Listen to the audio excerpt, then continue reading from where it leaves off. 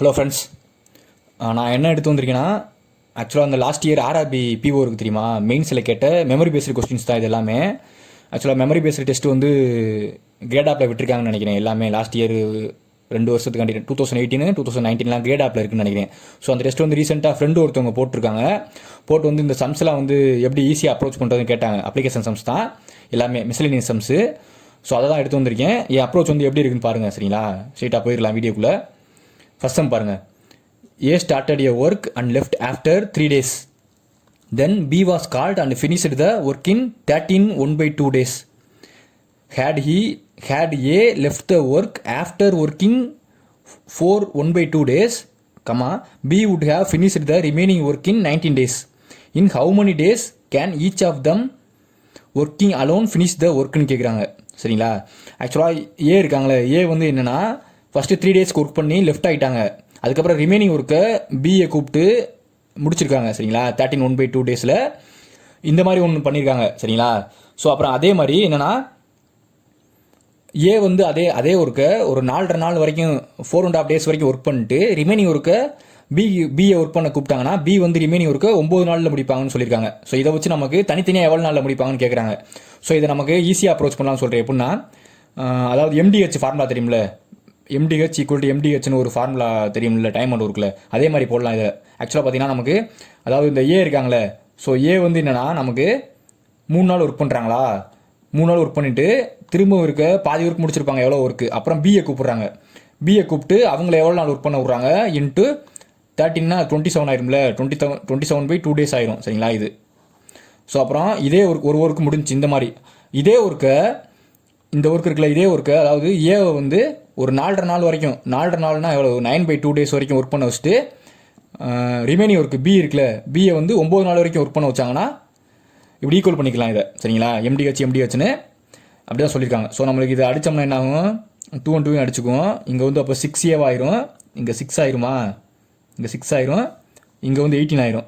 So அப்போ நம்ம இங்கிட்டு கொண்டு வந்தோம்னா இந்த ஏவை இங்கிட்டு கொண்டு வந்துக்கலாம். அப்போ 3A ஈக்குவல் டு இது இங்கிட்டு வந்துச்சுன்னா 18 9B கிடைக்கும். கரெக்டாக 3A ஈக்குவல் டு 9B கிடைக்கும்.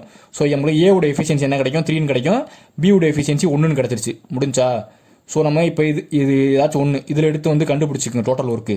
ஸோ டோட்டல் ஒர்க் கண்டுபிடிக்கணும். என்னது, இந்த இடத்துல 3 போட்டோம்னா என்ன ஆகும், அதாவது 3 × 9/2 ப்ளஸ் பிக்கு வந்து 1 தான். ஸோ 1 × 9 வரும். கரெக்டாக. ஸோ அப்புறம் டோட்டல் ஒர்க் பார்த்தீங்கன்னா நமக்கு என்ன வரும்னா 9 இது அடித்தோம்னா என்ன ஆகும், 1.5. ஸோ 1.5னா 14.5, அது எவ்வளோ வரும், 9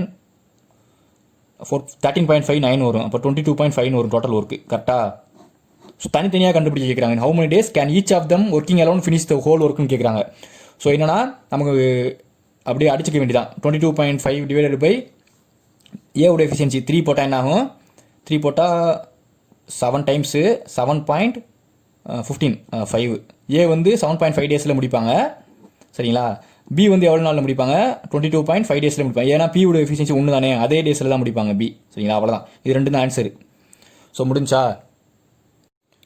நெக்ஸ்ட் இந்த சம் பாருங்க.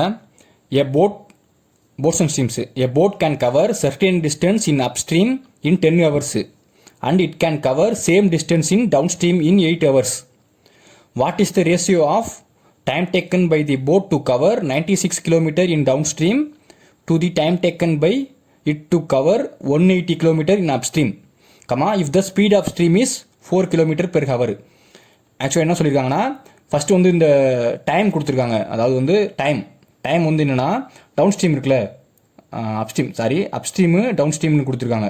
அதாவது டைம் டேக்கன் வந்து அப்ஸ்ட்ரீமில் வந்து நமக்கு என்னென்னு கிடைக்கும், 10 ஹவர்ஸும் கொடுத்துருக்காங்க. இங்கே வந்து டவுன் ஸ்ட்ரீமில் 8 ஹவர்ஸும் கொடுத்துருக்காங்க. சரிங்களா, அதாவது என்னென்னா அப்ஸ்ட்ரீம்னா நமக்கு ரேஷியோ பார்த்துக்கலாம். அப்படியே ரேஷியோவில் என்னென்னா 5:4 வரும்ல. கரெக்டாக. ஸோ பார்த்தீங்கன்னா சர்டன் டிஸ்டன்ஸ்னு கொடுத்துருக்காங்க, அதாவது சேம் டிஸ்டன்ஸ்னு கொடுத்துட்டாங்க. இங்கே ஆக்சுவலாக பார்த்தீங்கன்னா இங்கே டிஸ்டன்ஸ் இருக்குல்ல, டிஸ்டன்ஸ் வந்து சேம்னா கான்ஸ்டன்ட்னு சொல்லிட்டாங்க. கரெக்டாக. ஸோ அதனால் என்னென்னா நமக்கு டிஸ்டன்ஸ் கான்ஸ்டன்ட்னாவே நமக்கு ஸ்பீடும் டைமும் இருக்குல்ல, ஸ்பீடும் டைமும் இன்வெர்ஸ்லி ப்ரொபோர்ஷனலாக இருக்கும். சரிங்களா, அதாவது வந்து 4:5 ஆயிரும். சரிங்களா, அது வந்து கான்செப்ட்டு. அதாவது டி ஈக்குவல் டு நமக்கு டைம் இன்ட்டு செகண்ட் தெரியும்ல. ஸோ நமக்கு இது கான்ஸ்டன்ட் ஆயிருந்துச்சுன்னா டிஸ்டன்ஸு, இது ரெண்டு எப்பயுமே இன்வெர்ஸாக தான் இருக்கும். சரிங்களா, 5:4னா 4:5 தான் இருக்கும். முடிஞ்சா. இது ஸ்பீடு. ஸோ ஸ்பீடு பார்த்தீங்கன்னா நமக்கு அப்ஸ்ட்ரீமில் x - y இருக்கும். கரெக்டாக. இதில் x + y இருக்கும். இது வந்து x minus y x plus ஒய்ன்னு இருக்கும். முடிஞ்சா? ஸோ நமக்கு இவங்க என்ன கொடுத்துருக்காங்க இங்கே பாருங்கள், ஸ்பீட் ஆஃப் ஸ்ட்ரீம், அதாவது ஒய் இருக்குல்ல, ஒய் தான் வந்து நமக்கு 4 கிலோமீட்டர் பெர் ஹவர்னு கொடுத்துட்டாங்க. கரெக்டாக 4 கிலோமீட்டர் பெர் ஹவர்னு கொடுத்துருக்காங்க. அப்புறம் பார்த்தீங்கன்னா நமக்கு ஒய் கண்டுபிடிக்கிறது ரெண்டையும் மைனஸ் பண்ணி, அதாவது 4 - 1 ஃபேக்டர், அதாவது வந்து அந்த ஃப்ராக்ஷன் எப்படின்னா மைனஸ் பண்ணிக்கலாம். அதை நீ சால்வ் பண்ணாலும் சரி, இது பண்ணாலும் இப்படி தான் வரும். இது ஒய் கண்டுபிடிக்கிறக்காண்டி ரெண்டையும் மைனஸ் பண்ணிக்கணும். மைனஸ் பண்ணிக்கிட்டு -2 போடணும். அதாவது ரெண்டையும் மைனஸ் பண்ணால் 1 /2னா 0.5. சரிங்களா? இந்த பார்ட்டு 0.5 பார்ட்டு தான் நம்மளுக்கு 4, அதாவது 0.5 தான் ஒய்ன்னு கிடைக்கும். ஒய் தான் வந்து 4 கிலோமீட்டர் பெர் ஹவர்னா நமக்கு எக்ஸ் மட்டும். எக்ஸ்னா எப்படி கண்டுபிடிக்கணும்னா, எக்ஸ்னா போட்டோட ஸ்பீடு. எக்ஸ்னா ரெண்டையும் ப்ளஸ் பண்ணி /2 போடணும். 9/2னா 4.5. 4.5ஓட பார்ட்டு எவ்வளோ கண்டுபிடிக்கணும், அவ்வளோதான். நம்மளுக்கு அப்போ என்ன வரும், இது அடித்தோம்னா 9 4 36. சரிங்களா? அதாவது எக்ஸோடது மட்டும் 36, எக்ஸோட 36 கிலோமீட்டர் பெர் ஹவர் ஸ்பீடு. ஒய்யோடது ஆல்ரெடி கொடுத்துருக்காங்க. சரிங்களா? ரெண்டுமே கண்டுபிடிச்சிட்டோம். இப்போ இந்த ஸ்பீட் ரேஷியோலேருந்து எடுத்து அப்புறம் பார்த்தீங்கன்னா நமக்கு என்ன கேட்டிருக்காங்க அவங்க, time taken to cover 96 kilometre upstream. அதாவது 96 கிலோமீட்டர் அப்ஸ்ட்ரீம்னா ரெண்டையும் ப்ளஸ் பண்ணிக்கணும். 36 40,000. சரிங்களா? Upstream is to 180 kilometre, 128 kilometre. சரிங்களா? 128 கிலோமீட்டர் அப்ஸ்ட்ரீமில். டவுன் ஸ்ட்ரீம்லாம் ப்ளஸ் பண்ணிட்டோம், அப்ஸ்ட்ரீமில் மைனஸ் பண்ணோம்ல, ரெண்டையும் மைனஸ் பண்ணால் 32. சரிங்களா? 32. இப்போ அடித்தோம்னா என்ன ஆகும், நமக்கு இது 4ஆல் அடி ஆகும் டேரெக்டாக. சரிங்களா? 4. இது அடித்தா என்ன ஆகும், 8ஆல் அடித்தா 5, கீழே 5ன்னு வரும். இங்கே பார்த்தீங்கன்னா 8ஆல் அடித்தா 8 1 8, 8 16.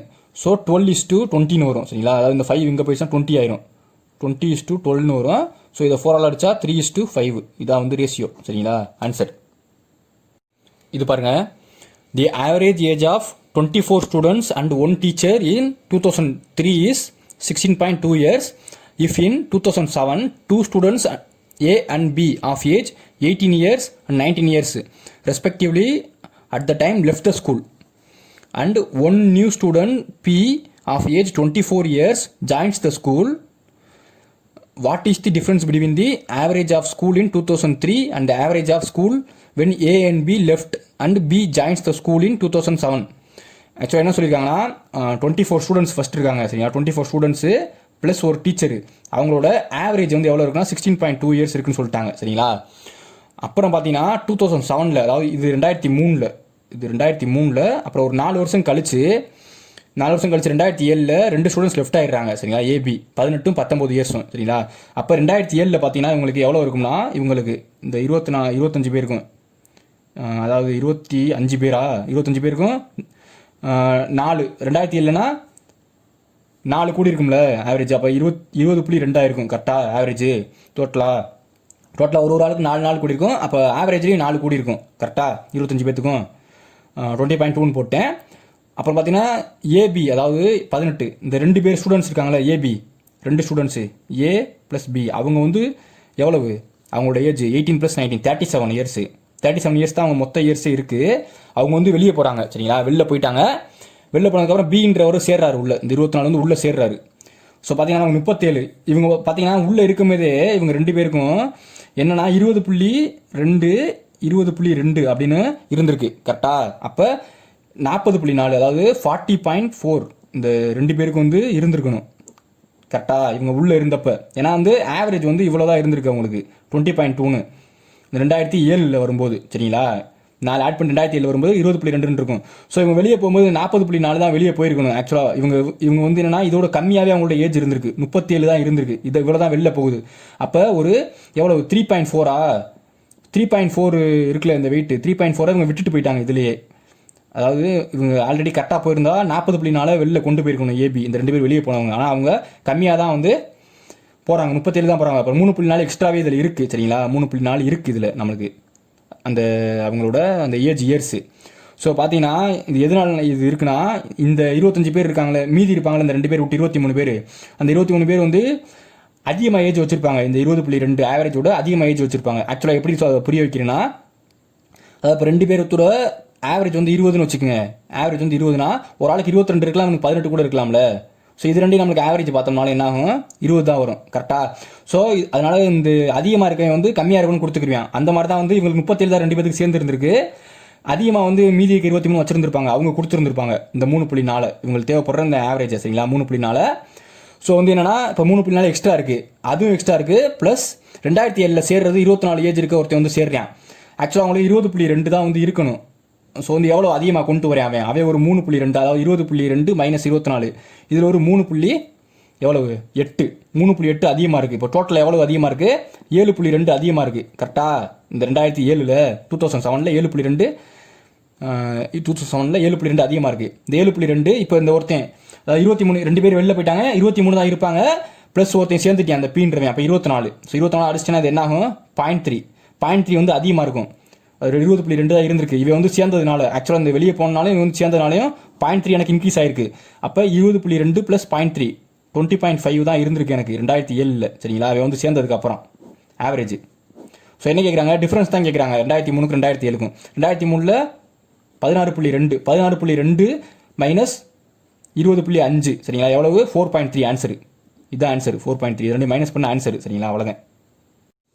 நெக்ஸ்ட் இது பாருங்க, Madhav sold a toy at 10% profit. If he would have purchased the toy 10% less and sold it for rupees 80 less than the previous selling price, then he would have earned 16.66% profit.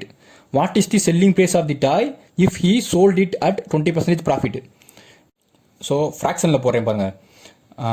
Madhav வந்து 10% ப்ராஃபிட்டில் first வாங்கியிருக்காரா, 10% நமக்கு ஃப்ராக்ஷனில் 10/100 போட்டுக்குவோம். அப்போ என்னாகும், 1/10 1/10 ஆயிரும். இது வந்து profit, இது வந்து சிபி. அப்போ செல்லிங் ப்ரைஸ் வந்து 10 + 1 11 ஆயிரும். செல்லிங் ப்ரைஸு, சிபி வந்து அதே 10 தான் இருக்கும். அதுக்கப்புறம் 10% லெஸ்ஸாக வாங்குறாரு. அதாவது if he had purchase the toy at 10% less, அதாவது இந்த 10லேருந்து 10% லெஸ்னா 1 கம்மியாகும். அதாவது 9க்கு வாங்கியிருந்து, அதான் சரிங்களா, 9க்கு வாங்கியிருந்து 80% லெஸ்ஸாக விற்றுருந்தா, அந்த லெஸ்ஸாக விற்றுருந்தாலும் அதே டயத்தில் he would have earn 16% profit. சரிங்களா, 10 லெஸ் பண்ணிட்டோம். சரிங்களா, 10% இதில் லெஸ் பண்ணிட்டு 80 ரூபா லெஸ்ஸாக விற்றாலும் அவனுக்கு 16.66% ப்ராஃபிட். அதாவது 1/6, 16 1/6. சரிங்களா, 1/6 ப்ராஃபிட். அதாவது இந்த 9ல் 1/6 பார்க்கணும். சரிங்களா, அதாவது 9ல் இந்த 9 பாட்டில் 1/6 பார்த்தோம்னா இதுதான் ப்ராஃபிட். சரிங்களா, அதான் இந்த ப்ராஃபிட்டு சொல்கிறேன்.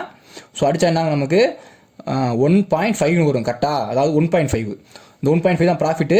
இந்த சிபி ப்ளஸ் 1.5 எவ்வளவு 10.5 முடிஞ்சா. இதான் வந்து இப்போ எஸ்பி. இப்போ என்ன சொல்கிறாங்க, இந்த 80 less than the previous selling price சொல்கிறாங்களா, 2 செல்லிங் ப்ரைஸோட டிஃப்ரென்ஸ் தான். இந்த 11 மைனஸ் 0.5 அதான் டிஃப்ரென்ஸ் சொல்கிறாங்க, கேட்குறாங்க. சரிங்களா, அதான் கொடுத்துருக்காங்க. இப்போ 0.5 இருக்குல்ல, 0.5 தான் நமக்கு 80 ருபீஸு. அப்போ நமக்கு என்ன கேட்குறாங்க, என்ன காஸ்ட் ப்ரைஸ் கண்டுபிடிச்சலாமா, 10 எவ்வளோன்னு கண்டுபிடிச்சா எவ்வளவு 6 ஆல்சா 6, காஸ்ட் ப்ரைஸ் வந்து 1600 வரும். சிபி முடிஞ்சா. அதுக்கப்புறம் என்ன, what is the selling price of the toy if you would have sold it 20% ப்ராஃபிட்னு கேட்குறாங்க. சரிங்களா, இதிலிருந்து 20% ப்ராஃபிட் விற்றுந்தா எவ்வளோ வந்திருக்கும் அப்படின்னு கேட்குறாங்க செல்லிங் ப்ரைஸ். ஸோ நம்மளுக்கு 320 சேரும். 20%னா 320னா 1920. சரிங்களா, இதுதான் வந்து அவங்க கேட்ட ஆன்சரு. ஸோ ஆன்சர் இருக்கான்னு பாருங்கள், இந்த இருக்கா, அவ்வளோதான். ஸோ இது பாருங்கள், Akshay lent some money at compound interest at the rate of 12% per annum. After every year, he increased the rate of interest by 8%. That is, in the second year, the interest rate will be 20%. The difference between the interest earned only in third year and interest earned only in second year was 1904. Then find the amount lent by Akshay அப்படின்னு சொல்லி கேட்குறாங்க. சரிங்களா, ஆக்சுவலாக என்னென்னா, first வந்து compound இன்ட்ரெஸ்ட்டில் first year rate of interest வந்து 12% per annum. 2 இயர்ஸ்க்கு வந்து இந்த 12ஓட 8 ஆட் ஆகி 20% கொடுக்குறாங்க 2 வருஷத்துக்கு. 3 வருஷத்துக்கு அப்போ 28 கொடுத்துருப்பாங்க. சரிங்களா, ஸோ அப்படி தான் கொடுத்துருப்பாங்க. இது 8 ஆட் ஆகிட்டே போகும் ஒரு வருஷத்துக்கும். காம்பவுண்ட் இன்ட்ரெஸ்ட் சேஞ்ச் ஆகிட்டே இருக்கும். சரிங்களா, ஸோ நமக்கு 3 வருஷத்துக்காண்டி இந்த காம்பவுண்ட் இன்ட்ரெஸ்ட்னா நம்மளுக்கு ஒரு இது தெரியும்ல, அதாவது வந்து பட்டர்ஃப்ளை மெத்தடு. இது பிரின்சிபலில் இருந்து 3 வருஷத்துக்கு ஒரு ஏ கிடைக்கும், இங்கே ஒரு ஏ கிடைக்கும், இதுலேருந்து ஒரு பி கிடைக்கும், இதுலேருந்து ஒரு பி கிடைக்கும், சி கிடைக்கும், அப்புறம் இதுலேருந்து ஒரு பி போடுவோம். கரெக்டாக. ஆக்சுவலாக இதான் வந்து தேர்ட் இயருக்கான காம்பவுண்ட் இன்ட்ரெஸ்ட்டு, செகண்ட் இயருக்கான காம்பவுண்ட் இன்ட்ரெஸ்ட்டு, ஃபஸ்ட் இயருக்கான இன்ட்ரெஸ்ட்டு. சரிங்களா, ஸோ பார்த்தீங்கன்னா நமக்கு இப்போ நான் இந்த சம்முக்கு என்ன பண்ணுறேன்னா, பிரின்சிபல் இருக்குல்ல, பிரின்சிபலை நம்ம 1000 அப்படின்னு அசீவ் பண்ணிக்கிறேன். சரிங்களா, 1000 இது 1000 அசீவ் பண்ணிட்டா ஃபஸ்ட் இயருக்கு ஒன்று இருக்கும், செகண்ட் இயருக்கு ஒன்று இருக்கும், தேர்ட் இயருக்கு ஒன்று இருக்குமா. ஃபஸ்ட் இயருக்கு பார்த்தீங்கன்னா எனக்கு எவ்வளோ இன்ட்ரெஸ்ட் போடணும், 12% போடணும். கரெக்டாக. செகண்ட் இயருக்கு நான் 20% போடணும், 8 ஆட் பண்ணிக்கிறணும். இதோட 8 ஆட் பண்ணால் 20% போடணும். தேர்ட் இயருக்கு 28% போடணும். கரெக்டாக. அப்போ எவ்வளோ கிடைக்குங்க, 120 கிடைக்கும். கரெக்டாக, 120 கிடைக்கும். அப்புறமேட்டு செகண்ட் இயருக்கு பார்த்தீங்கன்னா எவ்வளோ கிடைக்கும் 200 கிடைக்கும். தேர்ட் இயருக்கு பார்த்தீங்கன்னா 2801 கிடைக்கும். கரெக்டாக? ஸோ அப்புறம் இதிலிருந்து திரும்ப இப்போ செகண்ட் இயருக்கு தான் நான் போட போகிறேன். செகண்ட் இயருக்கு நான் எவ்வளோ போடுவேன்? 20 போடுவேன். இதிலிருந்து 20 போட்டேன்னா இந்த 120லேருந்து எவ்வளவு 24. அப்புறம் இங்கேருந்து நான் பார்ப்பேன். இங்கேருந்து தேர்ட் இயருக்கு போடுறேன். நான் தேர்ட் இயருக்கு எவ்வளோ போட்டிருப்பேன்? 28% போட்டிருப்பேன். கரெக்டாக? 28%னா எவ்வளோ இதில் 56 கிடைக்கும். கரெக்டாக? அப்புறமேட்டுக்கு என்ன பண்ணியிருப்பேன்? இங்கேருந்து இங்கே போட்டிருப்பேன். அதாவது சி லாஸ்ட்டாக என்னென்னா 28 தானே இங்கேயும். கரெக்டு. 28னா இப்போ என்ன ஆகும் நமக்கு? 28%னா 30%னா எவ்வளவு 7.2 வரும். 7.2ல் ஒரு 0.8 நம்ம கம்மி பண்ணிக்கிறணும். 7.2ல் அதாவது 7.2 கிடைக்கும். இதில் ஒரு 0.48 கம்மி பண்ணணும். கரெக்டாக? 0.48 கம்மி பண்ணோம்னா என்ன ஆகும்? 6.72 கிடைக்கும். கரெக்டாக? அப்புறம் இன்னொன்று வரும். இங்கேருந்து இங்கே ஒரு பி கிடைக்கும். சரிங்களா? அது என்னென்னா இந்த 120க்கு எவ்வளோ போடணும்? தேர்ட் இயருக்கு தான் போடுறோம் நம்ம. தேர்ட் இயர் 28% வரும். சரிங்களா? இந்த 28% 12ல் கண்டுபிடிச்சோம்னா எவ்வளோ வரும்? 30%னா எவ்வளவு 36ன்னு வரும். அப்போ நம்மளுக்கு 0.2% கம்மி பண்ணணும். அதாவது 2.4 கம்மி பண்ணணும். கரெக்டாக? 2.4 கம்மி பண்ணோம்னா எவ்வளோ வரும்? 33.6ன்னு வரும். 33.6ன்னு வரும். சரிங்களா? கரெக்டாக? 33.6 தானே. முடிஞ்சா இப்போ பார்த்தீங்கன்னா நமக்கு இது இருக்குல்ல, இந்த இது எல்லாமே பார்த்தீங்கன்னா தேர்ட் இயரோட காம்பவுண்ட் இன்ட்ரெஸ்ட்டு. அப்புறம் இந்த 224 இது ரெண்டு மட்டும் இருக்குல்ல, இது செகண்ட் இயரோட காம்பவுண்ட் இன்ட்ரெஸ்ட்டு. அவங்க என்ன கொடுத்துருக்காங்க பாருங்க. அங்கே தேர்ட் இயருக்கு செகண்ட் இயருக்கும் உள்ள டிஃப்ரென்ஸ் கொடுத்துருக்காங்க. எவ்வளவு நம்மளுக்கு இதை ஃபுல்லாக ஆட் பண்ண எவ்வளோ வருது பாருங்கள்.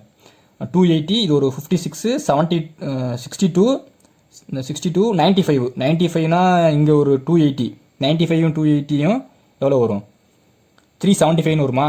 375 ப்ளஸ் 0.62ன்னு வரும். சரிங்களா? 375 ப்ளஸ் இது ஒரு 1.32. 375 ப்ளஸ் 1.32 என்னது 376.32ன்னு வரும். சரிங்களா? இது மைனஸ் இந்த செகண்ட் இயருக்கானது 224. கரெக்டாக? இந்த டிஃப்ரென்ஸ் இருக்குல்ல, இதுதான் வந்து எவ்வளோன்னு கொடுத்துருக்காங்க? 1904ன்னு கொடுத்துருக்கான். முடிஞ்சா இப்போ என்ன கேட்குறாங்க? அமௌண்ட் லெண்ட் பண்ணது எவ்வளோன்னு கேட்குறாங்க. இந்த 1000 எவ்வளோன்னு கண்டுபிடிக்கணும். அவ்வளோதான். நம்ம இந்த 1000 இருக்குல்ல, அது எவ்வளோன்னு கண்டுபிடிக்கணும். சரிங்களா? எவ்வளோனா ஸோ இதை நம்ம மைனஸ் பண்ண என்ன ஆகும்? இதை மைனஸ் பண்ணேன்னா ரெண்டையும் மைனஸ் பண்ணுங்களே. மைனஸ் பண்ண என்ன ஆகும்? 152ன்னு கிடைக்கும். அதாவது 152. இது ரெண்டையும் மைனஸ் பண்ணோம்னா 152.32ன்னு கிடைக்கும். சரிங்களா? அதுதான் வந்து 1904னா 1000 எவ்வளோன்னு கண்டுபிடிக்கணும். அவ்வளோதான் ஆன்சர் கிடச்சிடும். சரிங்களா? 1000 எவ்வளோன்னு இது அடித்தா நமக்கு 1 டைம்ஸ் வருமா? ஃபஸ்ட்டு 1 டைம்ஸு ரிமைண்டர் ஒரு 40 வரும். ரிமைண்டர் ஒரு 40னா எவ்வளோ 2. ஸோ ஆன்சர் என்னென்னா நமக்கு 12ல் தான் வருது. ஆன்சர் இதுதான். டேட்டா அடியாங்க, நான் அடிச்சு பாருங்கள். 12500 தான். சரிங்களா? ஆன்சரு. மெயின்ஸில் இந்த மாதிரி ஃபுல்லாலாம் அடிச்சிட்டு இருக்காங்க. ஸோ ரொம்ப லேட் ஆகும். இந்த ரெண்டு டிஜிட் கண்டுபிடிச்சாலும் நம்மளுக்கு ஆன்சர் வந்துடும். சரிங்களா? டக்குன்னு. ஸோ அவ்வளோதான் ஃப்ரெண்ட்ஸ். தேங்க்யூ.